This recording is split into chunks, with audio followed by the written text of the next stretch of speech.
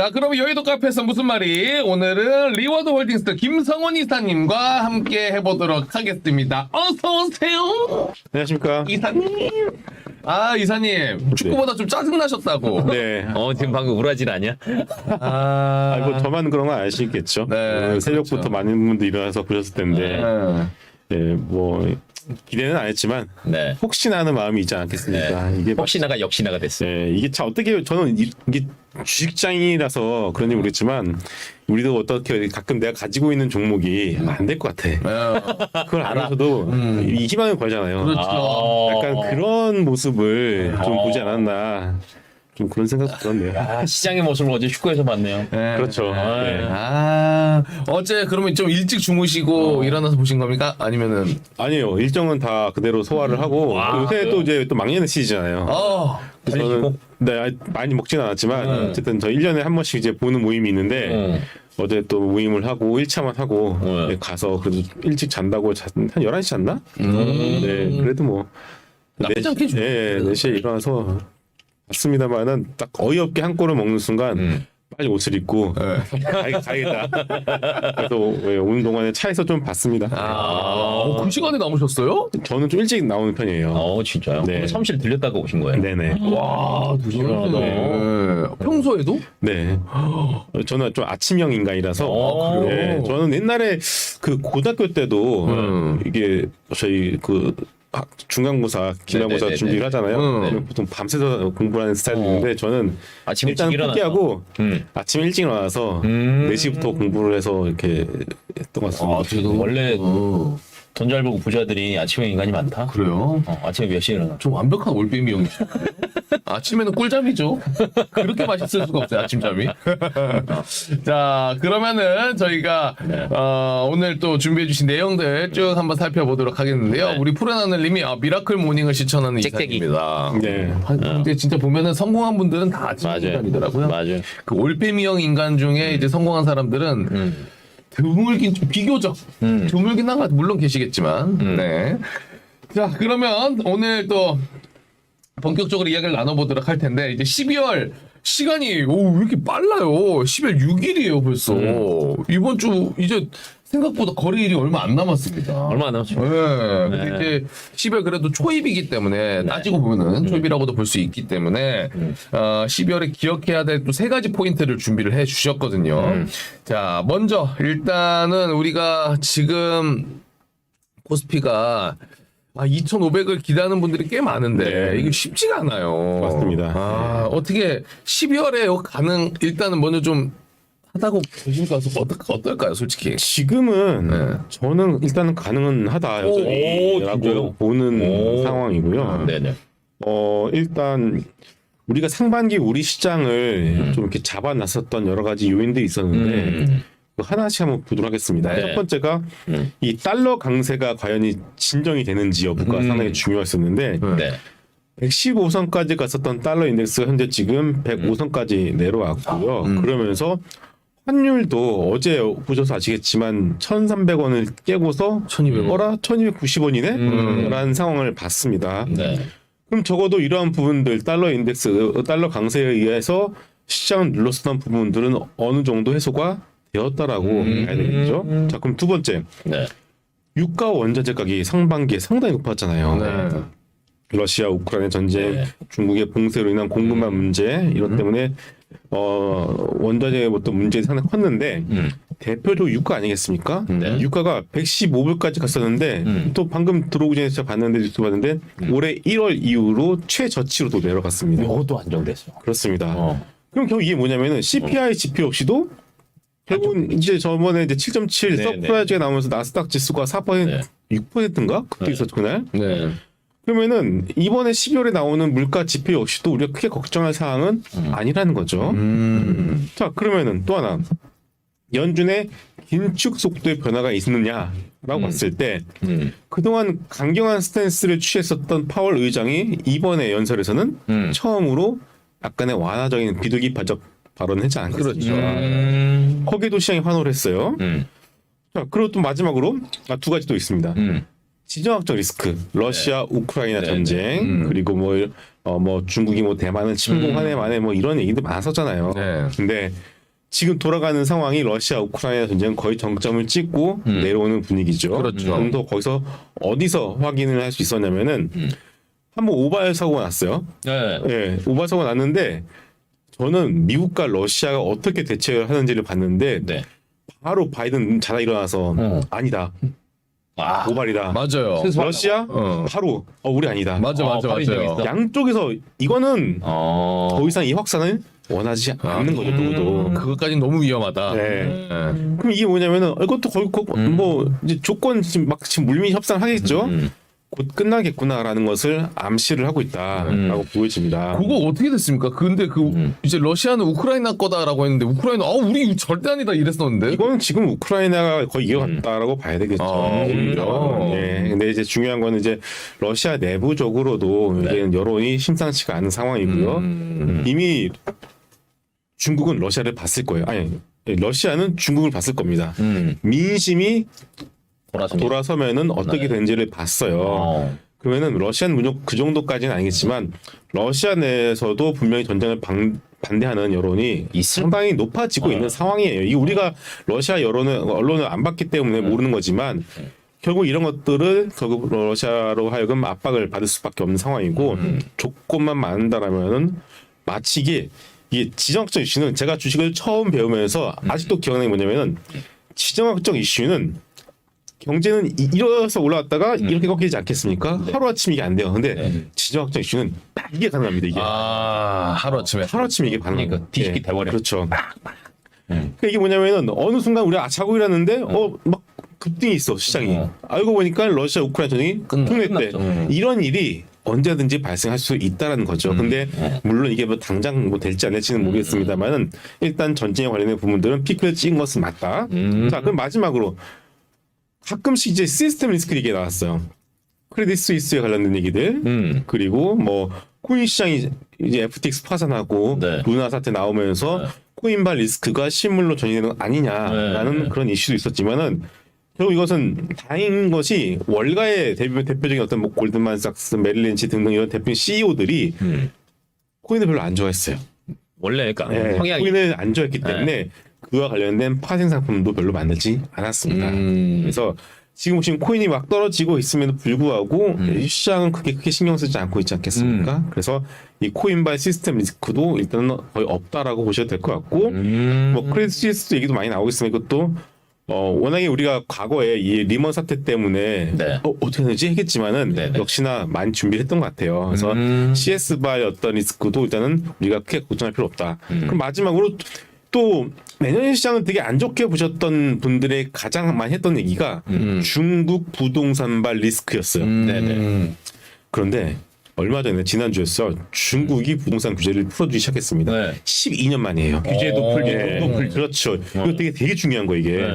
결국은 그들도 이거는 그러니까 그동안 중국이 부동산 규제했던 이유는 돈을 풀었는데 이게 자꾸 부동산을 가니까 이게 싫은 거야.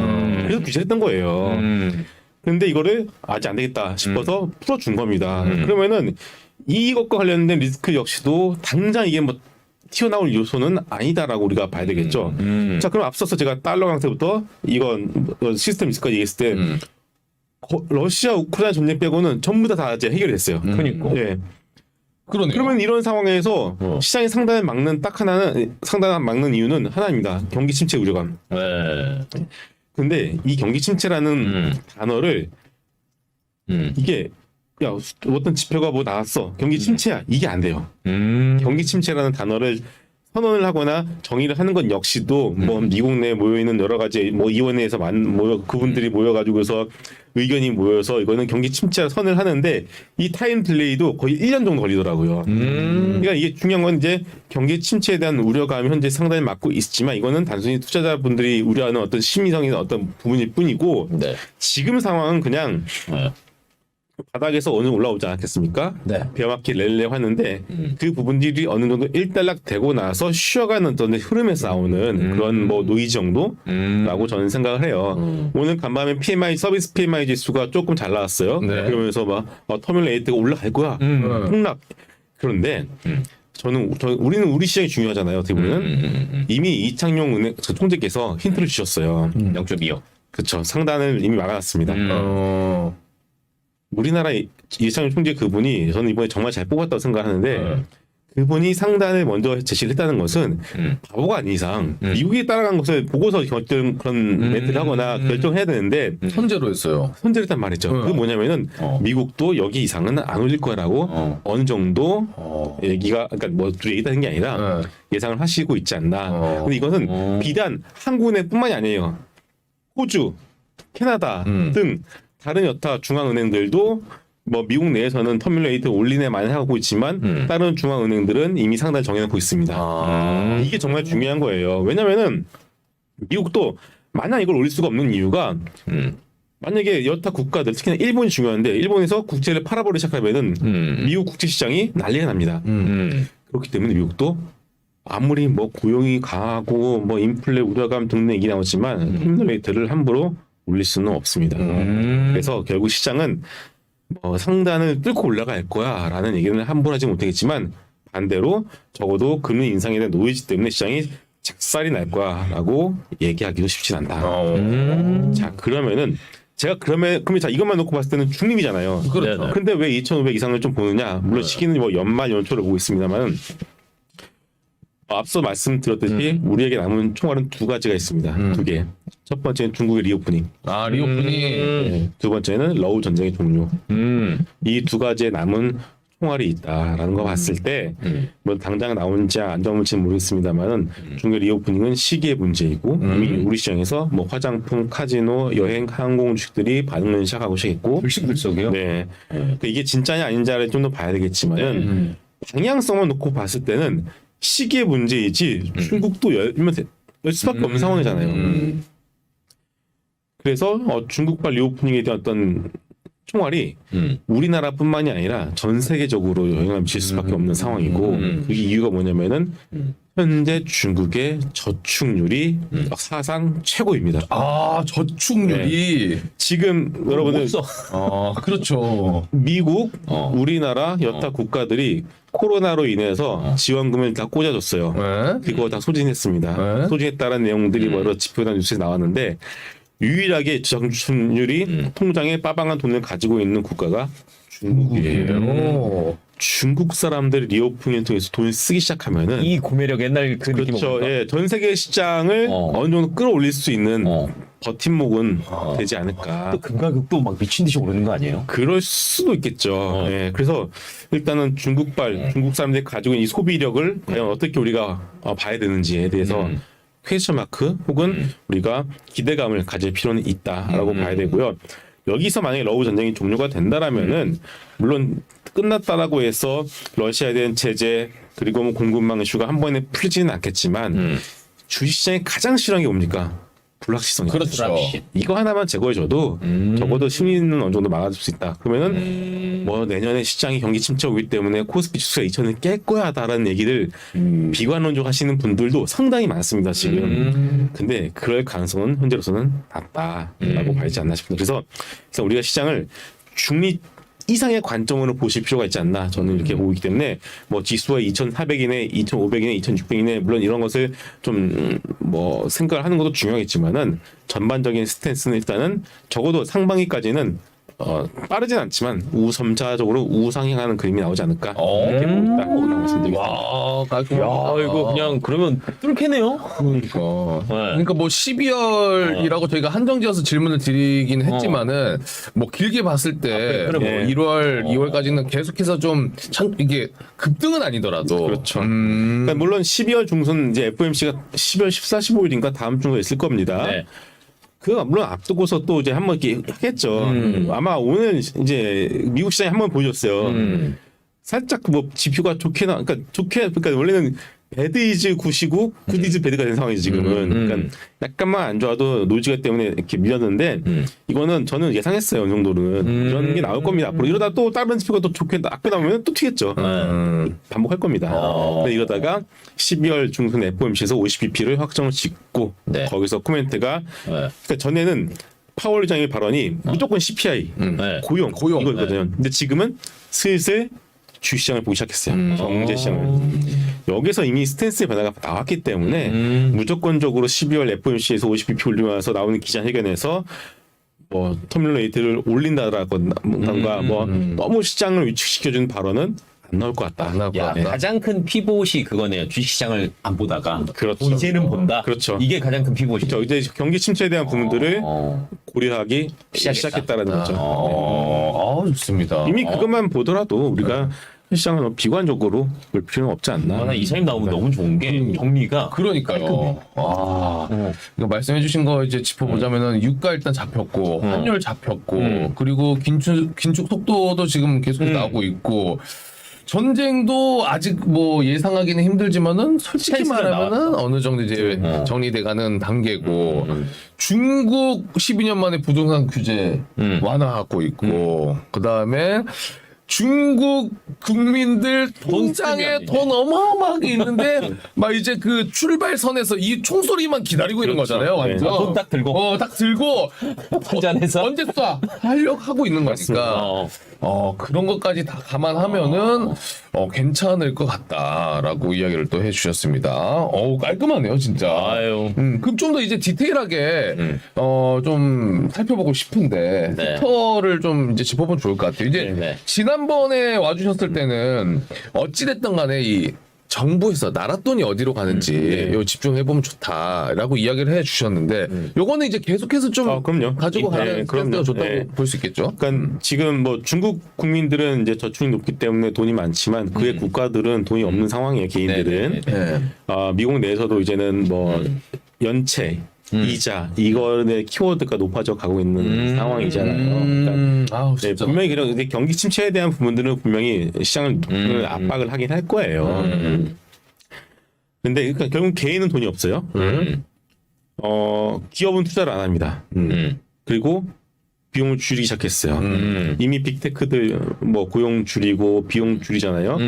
특히나 뭐 빅테크의 가장 큰 상징 중에 하나는 엄청난 복지 아니겠습니까? 네. 뭐 우리는 유튜브로 봤지만 가면은 막 뷔페식 식당이 이렇게 있고 막 맨날 타고 치고 놀고 있고. 네, 일본 요리사가 막 스시 만들어주고 뭐 이런 것도 있었는데 이미 그거 다 줄였다는 거잖아요. 우리나라도 네. 우리나라 1위 기업 어디죠? 삼성이죠. 삼성이 얼마 전에 이런 발표를 했습니다. 경비 절반으로 줄여라. 경비. 쓸데없는 돈 나가는 거 줄여라. 줄여라. 개인은 돈이 없어요. 기업도 투자를 멈추거나 줄이고 있죠. 돈을 줄이고 있습니다. 돈 쓸러 오면 정부밖에 남은 없다. 정부밖에 없는 상황이에요 지금. 자, 그러면 여기서 또 이런 말씀들을 하세요. 정부가 이런 인플레 상황에서 정부가 돈을 쓰면은 다시 인플레를 조장하는 건 아니냐라고 하는데, 근데 그거는 미국과 서구권의 얘기고 제가 말씀드리는 것은 이번 코로나 사태로 해서 과연 어떤 국가들이 돈을 엄청나게 많이 벌었느냐 생각해 볼 필요가 있습니다. 오일머니. 그렇죠. 사우디, 카타르. 그렇죠. 또 하나, 자, 2차 배터리 관련된 광물로 대박이 난 국가가 하나 있습니다. 인도네시아? 그렇죠. 인도네시아. 이미 돈 많이 벌었지. 그리고 중국 공급망 제외로 또 대박을 본 국가가 하나 있습니다. 우리나라 돈 벌었죠. 인도. 인도 그치. 요즘에 인도도 혹시 핫하거든요. 뭐 인도랑 인도네시아 증시 차트를 보여주실 수 있는지 모르겠어요. 진짜 많이 올랐어요. 인도랑 인도네시아 증시. 네, 뭐 우리나라 증시와 정 반대로 가고 네, 있습니다. 완전. 그래요? 네. 인도네시아 정말 많이 올랐어요. 그러니까 이게 제가 말씀드리고 싶은 게 뭐냐, 결국 이제 이들 국가들이 엄청난 돈을 벌어들였고 이 벌어들인 돈으로 무엇을 할 것이냐는 거죠. 인도네시아 딱 생각나면 우리 뭡니까? 인도는 뭐 겐지스강에서 그 더러운 물로 목욕하는 우리 국민들, 그리고 유튜브에서는 모든 여행 유튜버들이 왜 가지 말라는 인도 왜 가냐라는 식으로 평가를 맞아요. 하고 있죠. 하지만 인도는 우리나라 잽이 안 되는 엄청난 국가가 되어가고 있는 상황이고요. 14억 5천 대. 그렇죠. 근데 그들 국가에서 가장 부족한 게 뭐죠? 인프라예요. 도로 깔고, 맞아요. 그리고 인도 화장실이 없습니다. 뭐 이런 거, 그러니까 엄청난 돈을 벌어들이기 시작하고 있는 상황이죠. 그 돈 못 다 쓰겠어요.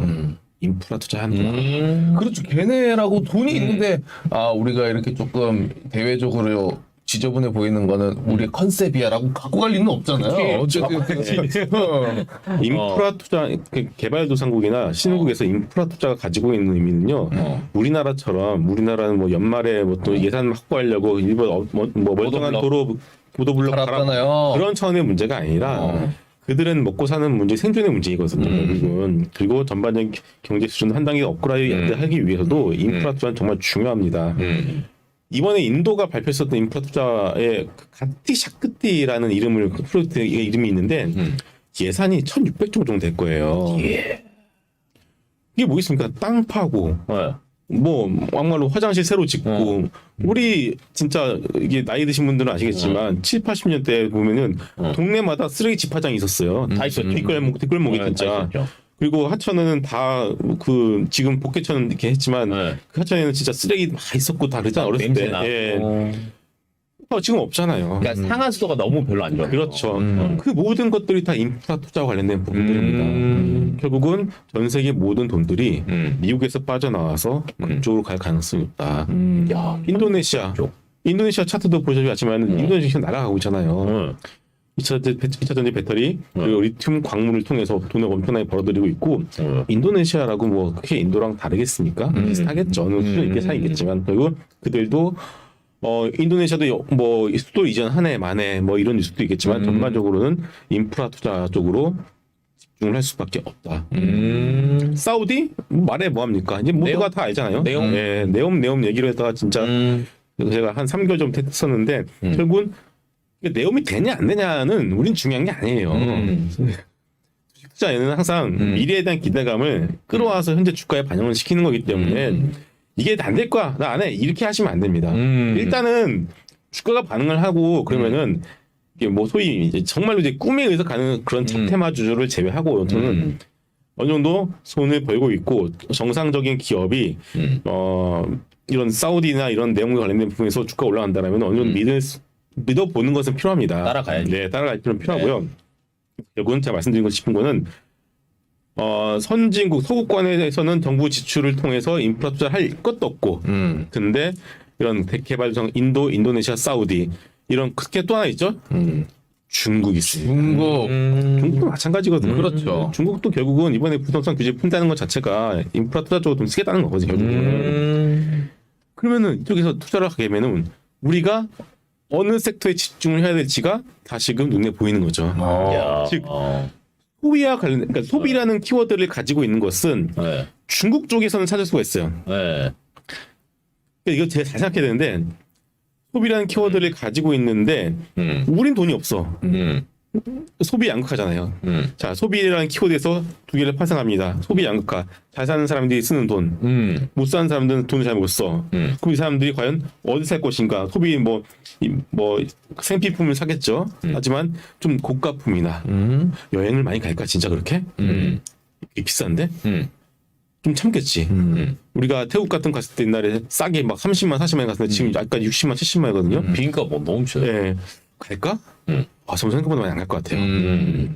그러면은 결국은 소비자들이 지갑을 닫고 있고 MZ 세대들 역시도 이제는 무지출 챌린지를 하고 있는 상황입니다. 분위기가. 전반적으로는 소비 잘 사는 분들의 소비는 안 떨어질 거예요. 하지만 이 밑에 소비는 확 줄어들고 있습니다. 이번에 월마트 실적을 발표했을 때 보면요. 이런 얘기를 했어요. 월마트 CEO가 중상층들의 그 엔겔 지수라고 하죠. 네네네. 확 높아졌어요. 이게 뭐냐면은 비싼 거 안 사고 필요한 것만 사는 뜻이에요. 그럼 우리가 거기서 어느 섹터 소비도 어느 섹터에 집중을 해야 하는지가 대충 키워드가 보이는 거죠. 그만큼 신중하게 또 구매를 하는 그렇죠. 거죠. 예. 저는 그래서 화장품 주식도 올라가고 있습니다만은 이미 화장품 같은 경우는 이제 우리나라가 이제 헤게모니 잃은 상황이잖아요. 중국 내에서. 그래서 일단은 뭐 그냥 이게 정말 찐으로 올라간다라고는 저는 아직까지 생각하지 않고 있고요. 화장품도 그 안에서 차라리 중국 내에서 ODM, OEM을 하고 있는 코스메스 같은 종목들은 이제 수혜를 받을 수 있겠지만 우리나라 없어요. 이제는 더 이상 이제 사람들 엘생을 후 안 사요. 네. 뭐 그렇잖아요. 우리나라 거 후 안 사고 뭐 이제는 이니스프리 안 사거든요. 이제 그런 걸 우리가 좀 생각을 할 필요가 있다. 그래서 이게 좀 샜는데 어쨌든 소비라는 키워드를 가지고 있는 우리가 좀 신중하게 투자 대상을 고려를 해야 되고 여전히 중후장대 굴삭기, 어저께 롯데케미칼도 상당히 강하게 올라가고 있잖아요. 중후장대 그리고 이 굴삭기 관련된 부분들, 토목, 네. 그렇죠. 이런 것들과 관련된 종목들과 일단은 서플라이 체인들을 다시 한번 점검을 해볼 필요 있고 또 하나 정부가 돈을 쓰는 데가 또 있죠. 방산과 신재생. 방산 신재. 네, 물론 제가 방산에 대한 투자 타이밍은 한번 말씀드리겠습니다. 러우 전쟁 종료 나오고 나서 팍 밀 거예요 한번.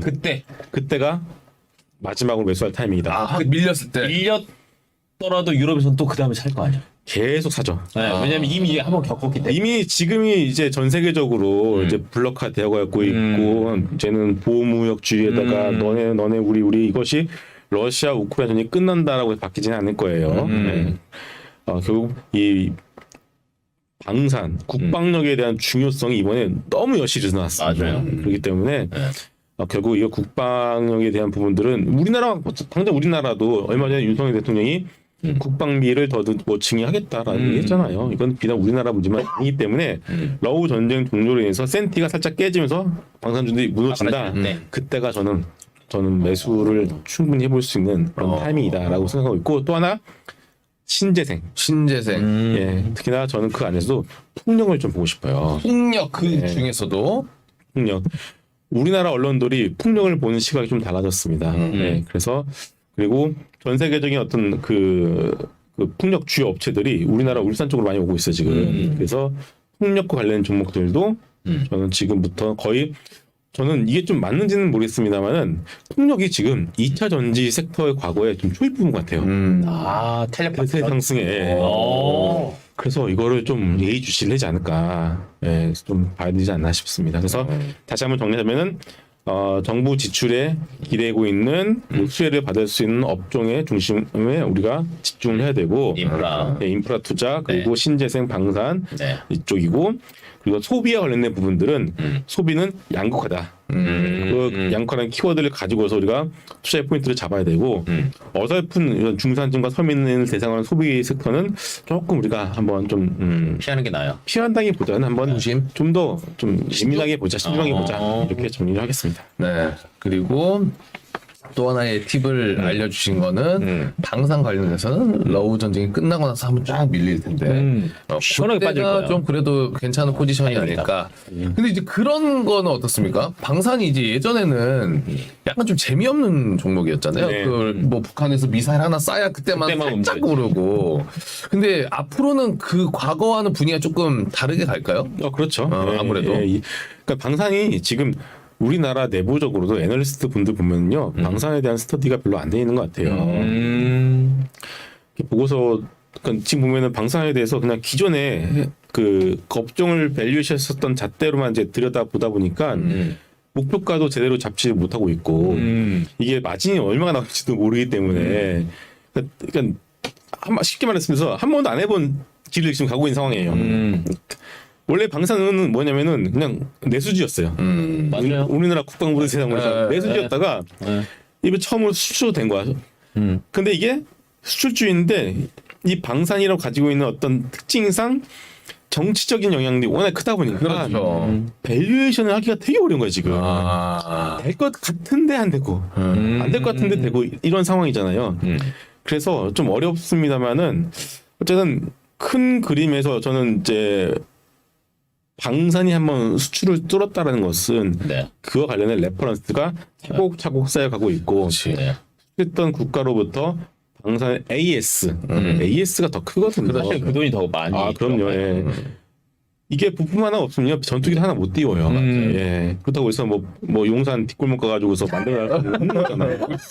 뭐 철물점 가서 그게 것도 아니니까. 증거를 하나. 예. 그게 안 되는 거거든요. 그래서 방산 섹터만큼은 진짜 뭐냐면은 이 유지보수로 소위 얘기해서 우리가 요즘 타신 분은 아시겠지만 벤츠나 가면은 이거를 이렇게 받는다고 뭐 엔진 오일 가는데 뭐 에어컨 필터 가는데 뭐 어이가 없잖아요.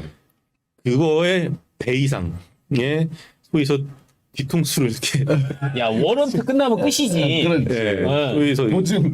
보증 딱 끝나. 엄청난 이제 사업을 할 수 있는 이제 그런 기획의 땅이 방산에서 유지보수 사업이기 때문에 저는 이제 방산 같은 경우는 오히려 10년 이상을 놓고서 거의 왜냐면 지금 미국의 방산 기업들 보시면요 30년 동안 거의 계속 우상향이에요. 지금 계속. 맞아요. 그리고 지난번에 뭐 저희가 예전에 방산 이야기했을 때 그런 이야기도 있었어요.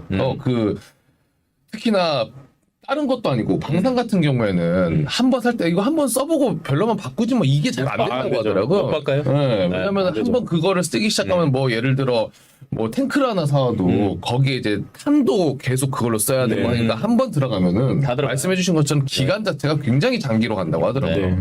그런 거 봤을 때 방산은 과거와는 다르게 훨씬 더 괜찮을 것 같다. 옛날에 뭐 방산 전문 애널이 아니라 그냥 대북 전문가가 방산 전문 애널이었어요. 그렇죠. 방산 조가 끌어올린 거는 그냥 대북 전문가나 탈북에서 하신 분들이 말 한마디에 방산주들 들썩들썩 했거든요. 저는 그거에는 진짜 동의하는 것 같아요. 오늘 작가님도 얘기하잖아요. 없어요. 전문 애널이. 아 그래요? 네. 방산 관련해서 하긴 그럴 수는 있겠네요 진짜로. 자 우리 명민준 앵커가 오늘 컨디션이 너무 좋아요. 알바비 줘야 돼. 그러니까요. 아까 보니까 인도 이야기 해주실 때 인도 몇 시야, 인도 4시야 뭐 이런 거. 그다음에 아비코. 이게 이제 이 과거 98년도 이때 나온 오늘 드립인데. 도핑 테스트 해야 돼. 야 제가 봤을 때 새벽 4시에 네. 맥주를 먹은 걸로 추정이 됩니다. 맥주만 먹었을까? 지금 굉장히 취해 있는 걸로 지금 판단이 되거든요. 아 댓글에서 굉장히 파이팅이겠다 함께 하고 있네요. 네. 자 그러면 시간이 여기 집중해서 듣다 보니까 너무 빨리 가네. 빨리. 아니 많이 남았어. 네. 그러면 일단은 지금 질문 중에 뭐 향후 10년은 미국이 아닌 이곳인데 여기 이제 중국이라고 봐야겠죠? 그러니까 아까도 말씀드린 것처럼 신흥국이죠. 신흥국 중국 자, 포함해서. 지금 우리 주변에 여러분들 제가 인도네시아 얘기했는데 우리 주변에 인도네시아 주식 투자하시는 분 보셨어요? 저도 한 번도 못 봤잖아요. 네. 아마 조만간 나오겠죠 내년에. 또 항상 우리나라 이게 진짜 ETF나 우리나라의 어떤 내부의 금융시장에 하는 문제점 중에 하나인데 항상 고점 부근에서 이게 들어가 생겨. 항상 상품이 만들어져. 과거의 브라질 국채도 그렇지. 그치. 핫할 때. 그렇죠. 항상 핫할 때. 그리고 또 이번에 또 PF도 항상 핫할 때 막 사람들 캠페인 걸려가지고 증권사에서 하라고 했지. 했으면 다 작살났습니다. 그리고 서학개미들. 네네네. 마찬 다 지금 고점이 다 물려 있잖아요.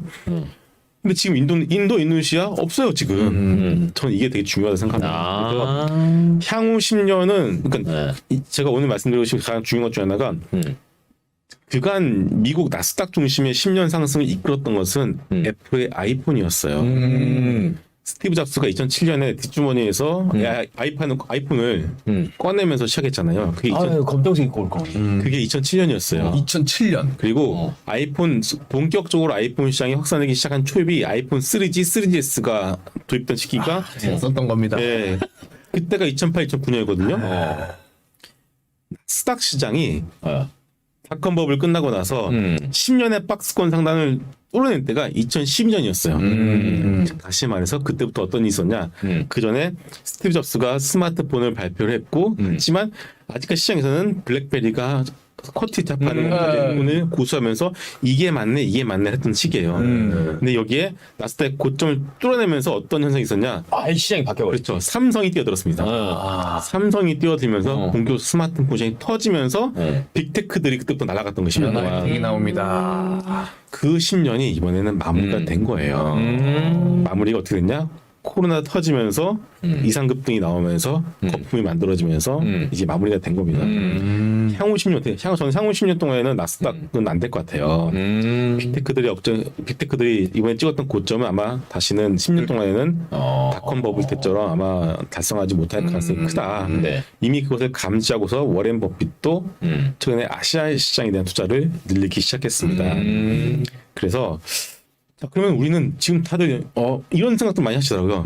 밀려도 10년 동안 뭐 계속 나스닥 빅테크도 지금 모아가면 되지 않겠어? 라는 생각을 하는데 그거 되게 어려울 것 같아요. 정말 어려울 것 같아요. 차라리 지금 신고가를 달리고 있는 인도네시아 같은 이런 신흥국 시장의 ETF나 그런 종목들을 한번 공부해보는 것이 더 낫지 않을까. 결론은 거기에 계속 돈이 풀리니까. 그렇죠. 그렇죠. 이미 빅테크에서는 이미 빠져나와서 돈이 다 빠져나오고 있는 상황이에요. 그리고 빅테크 다시 올라가기 위해서는 제2의 스마트폰의 혁명이 필요하잖아요.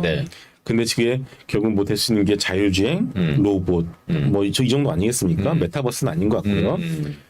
근데 이것이 당장 스마트폰처럼 우리 시장, 우리 생활에 당장 들어와서 삶을 바꿔놓을 정도의 혁신이 나와야지만 다시 한번 빅테크 중심의 시장의 상승이 나와야 되는데 그런 부분들이 당장은 눈에 보이지는 않고 있는 상황이죠.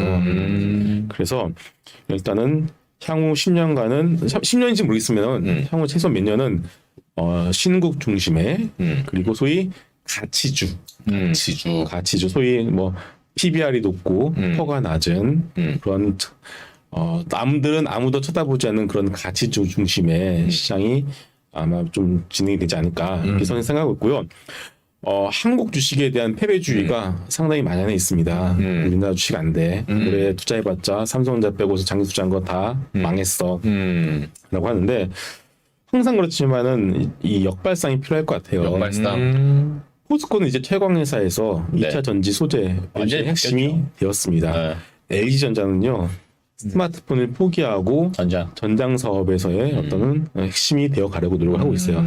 가전에서 전장으로, 철강에서 2차 전지의 핵심으로 회사들이 변하고 있는 회사들이 하나둘씩 나타나고 있습니다. 그래서 아무도 쳐다보지 않고 이런 패배주의가 만연한 한국 시장을 오히려 저는 지금부터는 기회로? 계속 또 봐야지 않을까.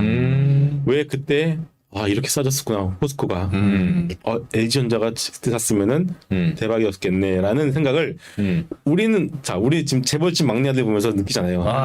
그때 저거를 샀어야 되는데 맞아요. 과연 근데 우리 지금 시장에서 우리 그런 기회가 없을까? 있지. 20년 뒤에 분명히 우리가 지금 당장 ST에서 맨날 보고 한 번씩 거했었던 그런 대형주들이 어떻게 될지 모른다는 거죠. 네. 그래서 진도준의 자세와 물론 우리는 미래를 볼 수 없지만 항상 그렇지만 내가 지금 보고 있는 이 종목들 그리고 아무도 보지 않은 이 섹터가 나중에는 어떻게 바뀔지 회사는 어떻게 준비하고 있는지 그래서 아무도 보지 않는 한국 주식이 나중에는 어떻게 될지 누구도 3천선을 이번에는 못 들고 그러니까 앞으로도 못 들을 거야 하지만은 과연 그럴까? 전반적인 그림이 미국에서 돈이 빠져나가고 있고 신흥국으로 돈이 몰려가고 있고 가치주 중심인데 그 가치주와 경기 민감주가 한국에 상당히 많이 있어. 그러면은 뭐지? 근데 우리나라는 또 하나 또 있죠. 그러니까 이건 정말 먼 미래 얘기인데 또 우리는 통일이 이렇게 이 북한이라는 또 이게 참 이게 지금은 막 서로 막 서로 이렇게 하지만 이게 또 이게 정치이기 때문에 아까 말씀드린 지정학적 이슈는 이거거든요. 그렇죠. 이거요. 한 번에 바뀌니까 그런 것들을 봤을 때 과연 한국 주식이 우리가 생각하는 만큼 뭐 무시를 하고 폄하를 할 만한 주식이냐라고 봤을 때는 저는 아니다. 그래서 그렇죠. 더 이상 미국을 쳐다보지 말고 달러 베이스 이거는 이창용 총재 얘기했어요. 달러 베이스 자산 투자하지 마시라고. 저는 그분이 그렇게 얘기한 거는 진짜 놀라웠거든요. 그러니까 달러로 환전해서 할 수 있는 달러 자산에 대한 투자는 하지 말라고 말씀하신 거예요. 앞으로는 안 된다는 거지. 그러면은 과연 우리는 어디에 봐야 할 것인가 하고 또 힌트를 그러면 주셨나. 인도랑 인도네시아는 직접적으로 사실은 투자하는 게 쉽지 않잖아요. 그렇죠. 그러면 이쪽 인프라 관련된 투자 ETF나 네. 아니면 그냥 인도네시아 지수에 투자하는 뭐 ETF 뭐 이런 쪽이 그런 좀 더- 것들도 한번 우리가 알아봐야 될 것 같아요. 근데 저도 이제 알아보는 단계인데 네네.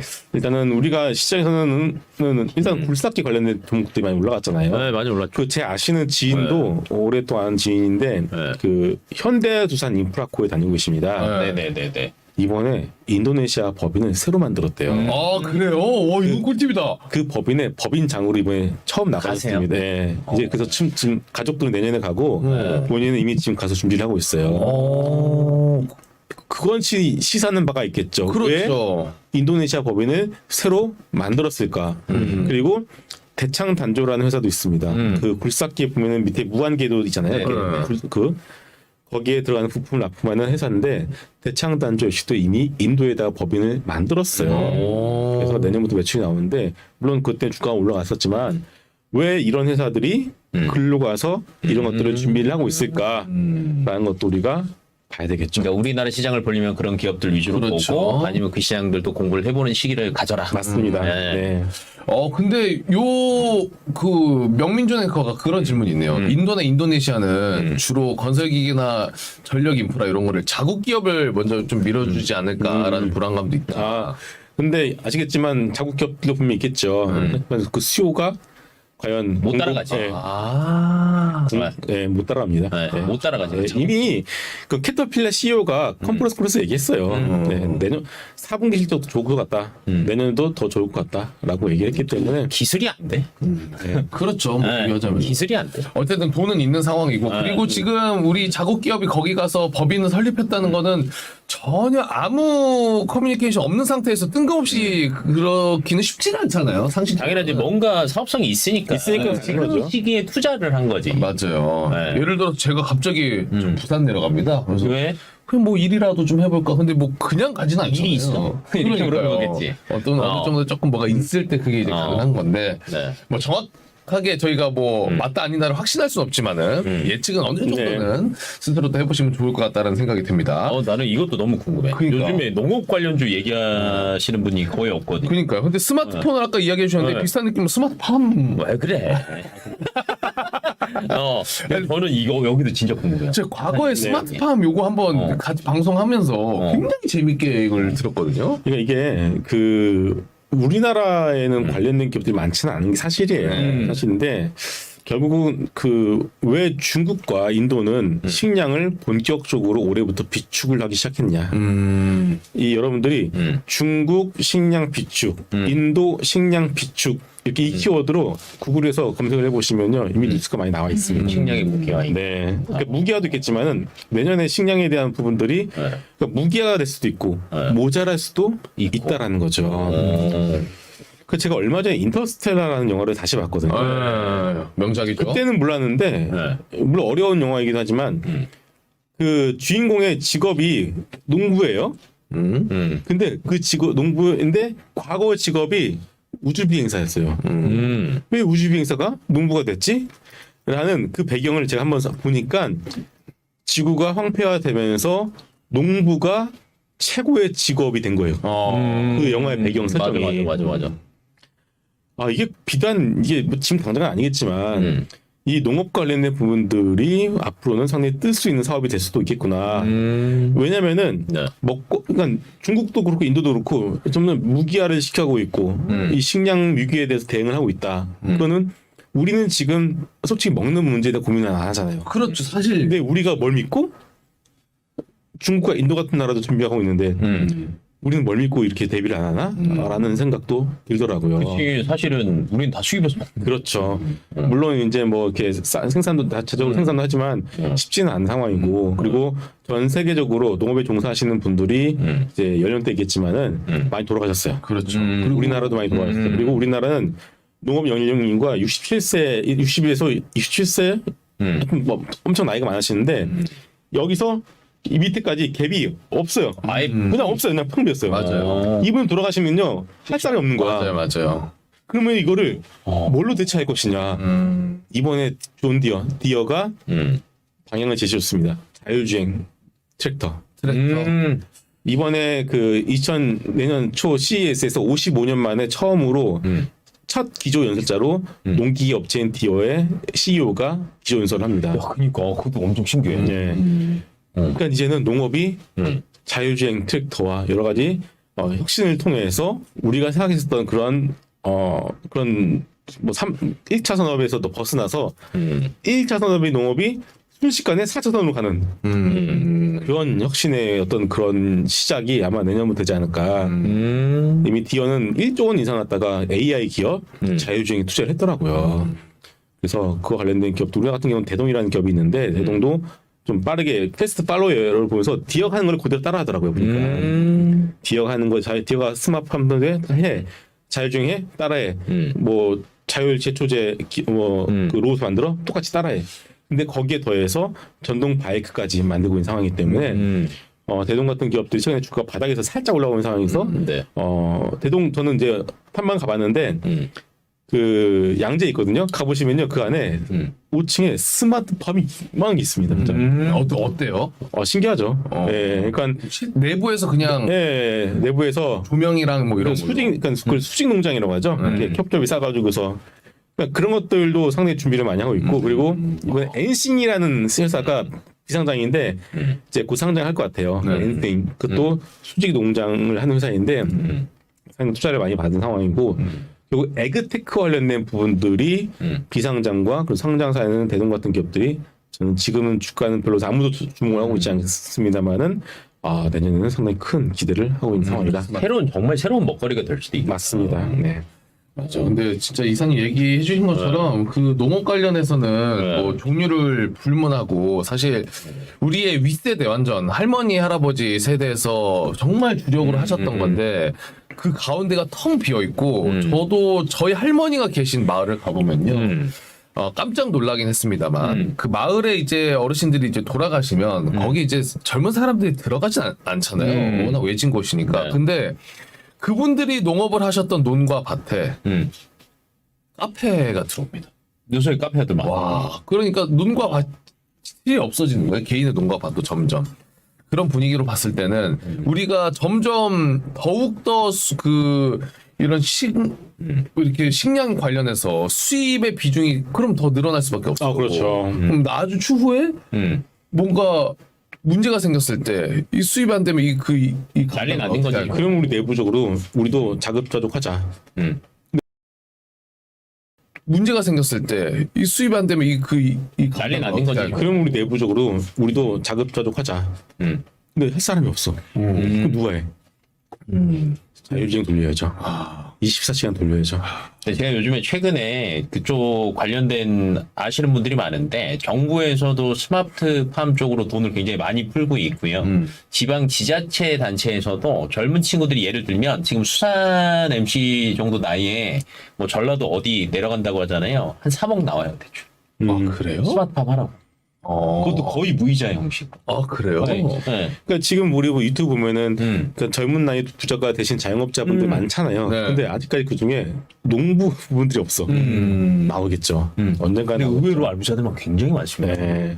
그러면 이게 연결을 시켜보자면 이제 뭐 지금 당장은 사실 뭐 조금 어려울 수 있습니다만 정말 올 수밖에 없는 미래의 그 상황을 보면은 정부에서 그 나라에서 돈을 쓰는 곳이 그 섹터가 될 수도 있겠네요. 그럼요. 네, 왜냐면은 이 식량 위기는요 개인의 문제가 아니거든요. 나라가 뭐 나라의 어떤 존폐를 갖다가 결정지는 그렇죠. 뭐 유일한 그럴 수 있기 때문에 저는 앞서 말씀 인프라 투자에는 농업도 앞으로는 포함이 될 것 같다. 그래서 이와 관련된 스터디가 지금부터라도 우리가 좀 조금 관심도 가져야 되고 필요하지 않나 싶습니다. 야, 저희가 시간이 다 됐는데 마지막 이거는 진짜 궁금한 거. 최근에 리오프닝주 저번 주부터 들썩들썩 하잖아요. 뭐 항공주부터 해가지고 뭐 난리가 항공, 아닙니다. 여행, 뭐 화장품 막 들썩들썩 하는데 안 그래도 코스맥스 아까 잠깐 얘기를 네. 하시긴 하셨는데 그 안에서 사실은 딱 구분을 하긴 해야 되잖아요. 네, 일단은 1차적으로 보이는 거는 저는 카지노 같아요. 카지노. 미국도 카지노 주식이 제일 좋아요 지금. 파라다이스. 네. 왜냐면은 몇 가지 장점을 가지고 있는데 첫째 돈이 많으신 분들이 쓰는 아까 지표입니다. 얘기했고. 네, 소비 양극화의 네. 수혜. 네. 첫 번째 소비 양극화의 수혜, 두 번째 리오프닝의 수혜. 지금 파라다이스나 지케 같은 종목들이 중국 쪽이 리오프닝 되지도 않은데 벌써 숫자가 올라가기 시작했어요. 맞아요. 일본 사람들 때문에, 네. 일본 VIP. VIP 때문에. 자, 그러면은 중국 리오프닝 됐어요. 중국 사람들이 미국이나 유럽을 많이 갈까요? 아니면은 우리나라나 일본을 많이 갈까요? 우리나라 왜일까요, 그게? 가깝고. 그것도 있지만은 아시아인 혐오. 그치. 허구권으로 갔을 때 중국은 특히나 우리나라 사는 이번에 아시아인 혐오의 대상으로 테러나 뭐 피해 많이 받잖아요. 네네. 상당히 좀 있을 것 같습니다. 영향이 없지 않을 것 같습니다. 당장 우리만 하더라도 있으면은 부모님 보고 가시라 합니까? 한번 사고 가지. 나서 안 보내거든요. 그렇죠. 그러면은 과연 그런 수혜를 아시아 쪽에서 받을 것이고 특히나 돈 많으신 분들이 와서 드랍을 하기 시작하면은 파라다이스 같은 경우는 현재 일본 매출만 가지고도 이 정도 올라왔는데 중국이 더해지면은 완전 배치. 여기에 더해서 내년 경기 불황 오케이 돈 많으신 분들은 경기 불황 않다. 경기 불황에도 올라갈 수 있는 죄악주 중에 하나가 또 카지노 아니겠습니까? 맞아요. 카지노. 이 세 가지 모멘텀을 동시에 가지고 있는 주식이다. 베스트. 네, 그렇습니다. 그럼 그 밑에 여행이랑 화장품. 그러니까 그게 참 고민이에요. 네, 고민인데 이 화장품은 뭐 오면은 사겠죠, 조금은. 그런데 이제 그게 과거만큼의 어떤 영광을 안 잡기는 된다. 조금 어렵지 않나. 그러니까 네. 하나의 아이템이 터지는 회사들이 있을 거예요, 분명히. 항상 그렇지만 화장품은 아이템빨이거든요. 어떤 회사에 어떤 제품이 빵 터졌다. 그럼 그건 무조건 사야 돼요. 몇 억 개. 네, 그럼 한다면 날아가니까 국가 뭐 두세 배 나는 건 순식간이니까 그런 건 우리가 주목할 필요가 있지만 지금은 일단은 어떻게든 2차 전지 섹터를 다 까고서 리오프닝을 다 갔더라고요. 그러니까 이거는 이제 일단 무지성 매수예요. 리오프닝에 따른 무지성 매수로 섹터를 다 산 거고 여기서도 이제 또 보겠죠. 이게 진짜 될까? 그리고 2차 전지가 밀렸는데 안 될까? 아마 이런 고민들을 지금 시장할 겁니다. 어쨌든 카지노. 네, 카지노 쪽. 네. 그리고 뭐 실제로 리오프닝이 딱 됐다라고 하면은 수혜받는 데는 워낙 많으니까 뭐 항공부터 해서 면세도 뭐 당연히 중국인들 싹 들어오면은 뭐 훨씬 좋아질 거고요. 맞아요. 네. 일단 개장 됐습니다. 돼버렸구나. 9시 분에 개장이 돼버렸네요. 자 지금 오늘 밀립니다. 너무 크게 밀린다라고 해서 신경 쓸 생각할 필요는 없을 것 같아요. 네. 그래도 네. 괜찮겠죠? 그럼요. 기사님? 우리가 그 환율이 1,400원, 1,500원대 갔을 때 시장 밀렸던 거 생각해 보세요. 지금 더 시원하게 빠졌죠. 지금 1,300원대예요. 1,300원대에서 과연 우리가 무엇을 그렇게 크게 걱정을 해야 될까? 맞습니다. 보시면 될 것 같습니다. 좋습니다. 자, 그러면 오늘은 일단 저희가 여기서 이사님과 함께 또 인사를 나누면서 내일 아침 8시에 찾아뵙도록 하겠습니다. 이 와중에 엔터가 괜찮나? 아니, 오늘 다음 일이지. 다 밀리나? 네. 그러네요. 오늘 다. 그러네. 외국인들이 차익 실현 다 하고 나면 또 다시 들어오겠지. 그러니까요. 네. 지금 외국인들이 생각보다 수급이 안 들어오네. 네, 지금 3일 연속 쭈루룩 오늘까지 하면 이제 그러니까요. 네.